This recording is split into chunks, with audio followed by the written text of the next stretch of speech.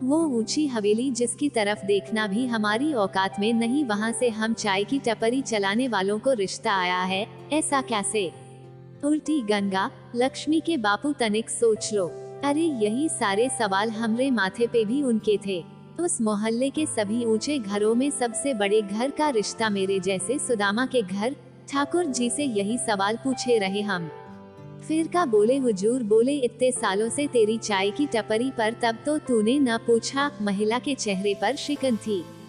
मैं चाय पीता हूँ, गुस्सा हो गए का मालिक। फिर का कहा मालिक ने, कहने लगे देख रामशरण, आज का जमाना बड़ा खराब है। बहू घर में बाद में आती है, पहले बंटवारा करवा देती है। तेरी बेटी लक्ष्मी को मेरा परिवार बचपन से जानता है, पढ़ी लिखी है। वो तो मालिक आपकी ही कृपा है, आपने ही बड़े बाबा छोटे बाबा के साथ ही उसे भी पढ़ा दिया, मेरे बस में तो न था। फिर का बोले मालिक, इसलिए तो जानता हूँ लड़की लक्ष्मी हीरा है, इसलिए अपने बड़े बेटे कुंदन के लिए हाथ मांग रहा हूँ। फिर सोच लो ना मालिक, सोचना का है, आपकी ही बेटी है, जैसा आपको ठीक लगे, हमें सब मंजूर है। दरवाजे के पीछे लक्ष्मी के मन में कुंदन और कुंदन के साथ शादी के विचार अंगड़ाई लेने लगे। कुंदन तो सच में कुंदन था, गोरा रंग, काले बाल, आकर्षक छवि, रूप जितना सुंदर, गुण उससे भी बका। लक्ष्मी को बचपन से लेकर अब तक की सारी बातें एक पल में चलचित्र की तरह आंखों के सामने चल पड़ी। अरे रामशरण, तुमने अपनी बेटी को भी स्कूल में डाल दो, फीस की चिंता न करो। पहले दिन ही स्कूल में सब बच्चों ने बड़ा मजाक बनाया था, चाय की टपरी वाली स्कूल आई है। पर वो लड़का गोरा सा कितना ऊंचा बोला था उन्होंने, चुप हो जाओ सब, वो हमारे चाचा रामशरण जी की बेटी है, उनकी माँ मेरे घर काम करती है। क्या हुआ, उसके बाबा चाय की टपरी चलाते हैं, उसे भी पढ़ने का हक है। बस इन शब्दों ने हमें मित्रता के सूत्र में बांध दिया था।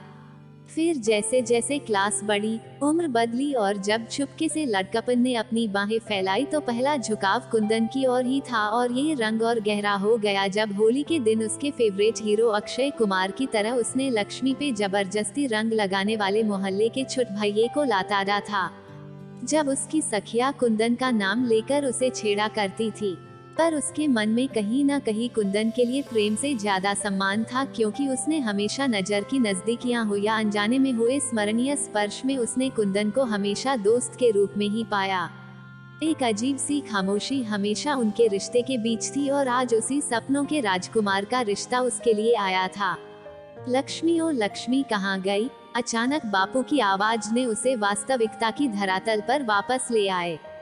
जी बापू, बड़े हवेली से कुंदन बाबू का रिश्ता आया है, तो हार लाने तुम का बोलती हो? माँ ने कहा। लक्ष्मी नीचे सिर किए खड़ी थी। बोलो लक्ष्मी, हमने आज तक कोई दबाव तुम्हारे ऊपर नहीं डाला है, आपको जैसा ठीक लगे बापू। और मुस्कुरा कर लक्ष्मी चली गई। बचपन में जब वह अपनी गुड़िया की शादी रचाती थी तब उसे कैसा चाव होता था अपने ब्याह का। जब भी कोई दुल्हन देखती थी बापू से कह देती थी, बापू मेरी शादी में मुझे भी ऐसे कपड़े गहने दिलाना। तब कहाँ पता था कि गुड़िया की शादी और एक लड़की की शादी में फर्क होता है। लड़की को अपने ब्याह में केवल गहने कपड़े ही नहीं बल्कि माँ बाप से जुदाई भी मिलती है तोहफे में। शुभ विवाह संपन्न हुआ। लक्ष्मी दुल्हन के रूप में, कुंदन दुल्हे के रूप में अपने नाम को सार्थक कर रहे थे। आखिरकार चाय की टपरी से ऊंची हवेली लक्ष्मी की विदाई हुई। शादी के बाद की सभी रस्मों को निभाने के बाद पहली रात की पूरी तैयारी की गई। सभी नंदों और भाभियों की हंसी ठिठोली के बीच लक्ष्मी को उसके कमरे में भेज दिया गया। पूरे कमरा फूलों की खुशबू से महक रहा था। लक्ष्मी ने अपने को संभाला, घूंघट किया और कुंदन के इंतजार में दरवाजे पर निगाहें लगा ली। थोड़ी देर बाद घड़ी देखी, रात के 11 बजे थे। उसे इंतजार करते हुए 1 घंटे हो गए थे पर कुंदन नहीं आया। सोचा दोस्तों में फंस गए होंगे, घूंघट नीचे कर लिया। घड़ी और दरवाजे पे नजर टेनिस के गेम की तरह बदल रही थी। 12 बज गए पर तब भी खिड़की पे खड़ी होकर इंतजार करने लगी। पूरे ऊंची इमारतों के बीच वो हवेली जिसमें वो बहू बनकर आई, शादी की रोशनी में अलग चमक रही थी। इंतजार गुस्सा बन रहा था और शादी की थकान आंखों को बंद कर रही थी और वो बिस्तर पर सो गई। अचानक दरवाजा खुलने की आहट से लक्ष्मी की आंखें खुली। देखा तो कुंदन था। आप अपने आप को संभालते हुए, क्योंकि अभी भी कुंदन से दूरी कायम थी।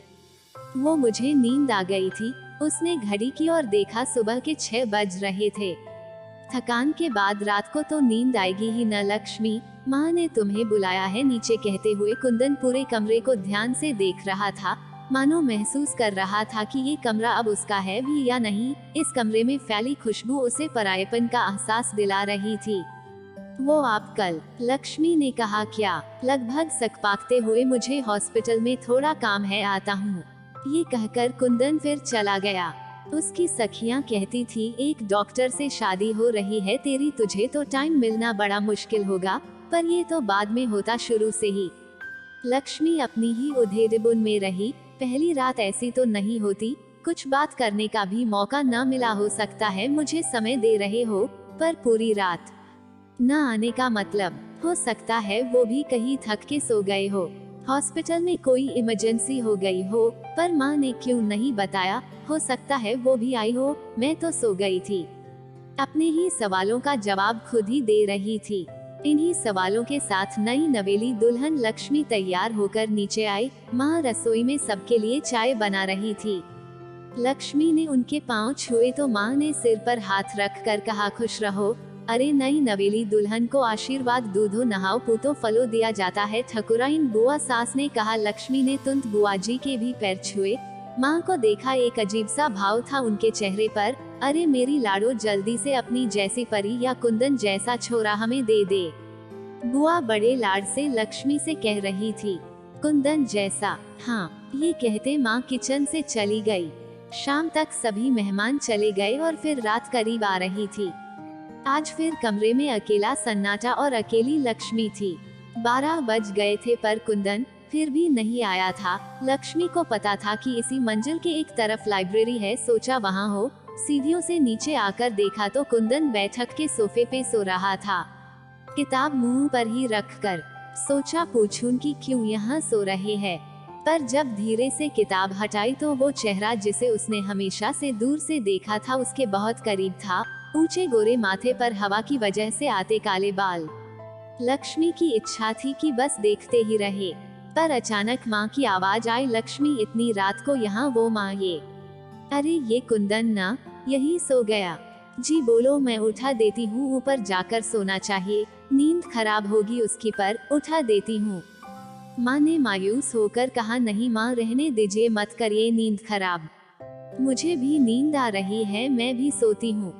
फिर अगली सुबह लक्ष्मी माँ ने कहा, तुम्हें तुम्हारे घर लेकर जाना है, कोई रस्म होती है वो करनी है, तैयार हो जाओ, मैं नीचे हूँ। पर कुंदन के सामने लक्ष्मी खड़ी हो गई।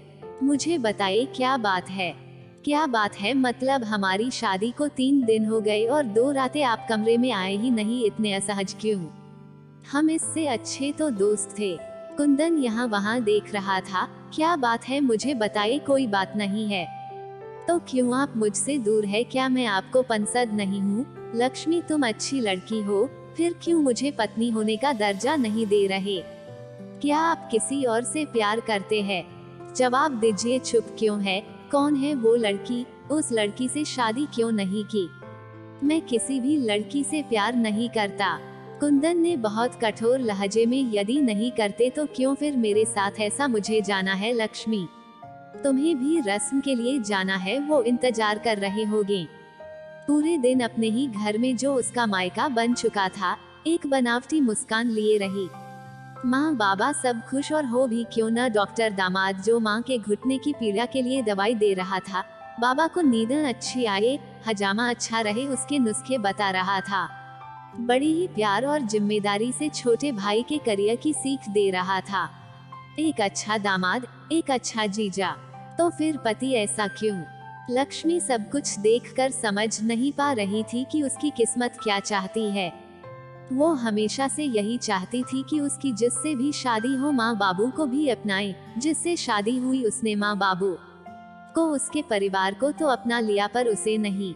शाम को वापस आते समय कार में भी वो कुंदन को ही निहार रही थी, जो थोड़ी देर पहले अपनी बातों से पूरे परिवार का मन खुशियों से भर आया था। वो बिल्कुल शांत था, समझ रहा था कि लक्ष्मी पूरे समय केवल उसे निहार रही ही है, पर अनजान बने रहना चाहता था।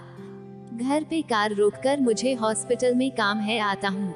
आता हूँ पर आते क्यों नहीं, मन में फिर वही अनसुख्य सवाल लिए वो भारी मन से माँ के कमरे की ओर चल पड़ी। माँ, ये शादी क्यों करवाए आपने? वो मुझसे प्यार नहीं करते। अभी जितनी गिन के बात होती है उससे कहीं ज्यादा बात तो दोस्ती में हो जाती थी। पति पत्नी बनकर तो हमने अपनी दोस्ती भी खो दी। क्या हुआ बहू? माँ, इतने दिन हो गए शादी को पर मैं कैसे कहूँ, किससे कहूँ अपनी पीड़ा। मायके गई तो माँ बाबू उनको देख के ही खुश, मैं क्या करूँ। सुनो बहू, ससुर जी की आवाज आई। उसने अपना पल्ला संभाला। वो शादी नहीं करना चाहता था, हॉस्पिटल में उसकी जान बसती है, पर शादी तो सबकी करनी पड़ती है। समाज क्या कहेगा? तुमसे अच्छी बहू कोई नहीं हो सकती, समय दो उसे, ये विवाह शुभ विवाह में बदल जाएगा। जी। पर लक्ष्मी के कानों में कुंदन के स्वर गूंज रहे थे। मैं किसी भी लड़की से प्यार नहीं करता, मतलब मुझसे भी नहीं। आज रात उसने कुंदन को लाइब्रेरी में बेचैन टहलते देखा। परेशान तो वो भी था पहले दिन से, पर क्या थी इस सब की वजह?